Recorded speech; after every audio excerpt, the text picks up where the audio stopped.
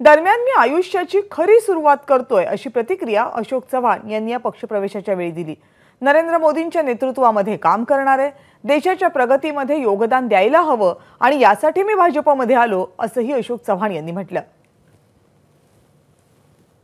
माझ्या आयुष्याची नवीन सुरुवात मी करत आहे असं मी निश्चित म्हणेन।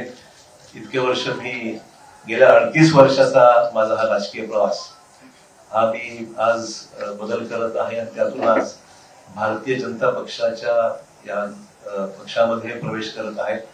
प्रधानमंत्री नरेंद्र मोदी यांच्या नेतृत्वाखाली त्यांची ती स्फूर्ती घेऊन त्यांची प्रेरणा घेऊन या देशामध्ये राज्यामध्ये चांगलं काम करता आलं पाहिजे, सकारात्मक भूमिका घेऊन पुढील वाटचाल आपल्याला करता आली पाहिजे आणि राज्याच्या देशाच्या प्रगतीमध्ये आपला हात आपण निश्चित योगदान दिलं पाहिजे।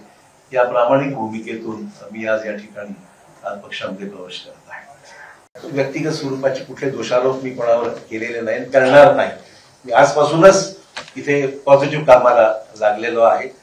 मला बावनकुळेजींनी आताच पावती दिलेली आहे पक्ष प्रवेशाची आणि त्यांना मी पैसे देऊन सुद्धा म्हणजे उधार ठेवलेलं नाही, जी काही फीज आहे ती त्यांना मी पक्ष प्रवेशाची त्या ठिकाणी दिलेली आहे। जे आदेश पक्ष मला देईल, उपमुख्यमंत्री देवेंद्र फडणवीस सांगतील त्या पद्धतीने निश्चित आगामी काळामध्ये काम करण्याचा माझा मानस आहे। कुठलीही मागणी मी त्यांच्याकडे मी केलेली नाही, जे मला त्या ठिकाणी सांगितलं जाईल त्याप्रमाणे निश्चित मी काम करेन। एबीपी माझा, उघडा डोळे बघा नीट।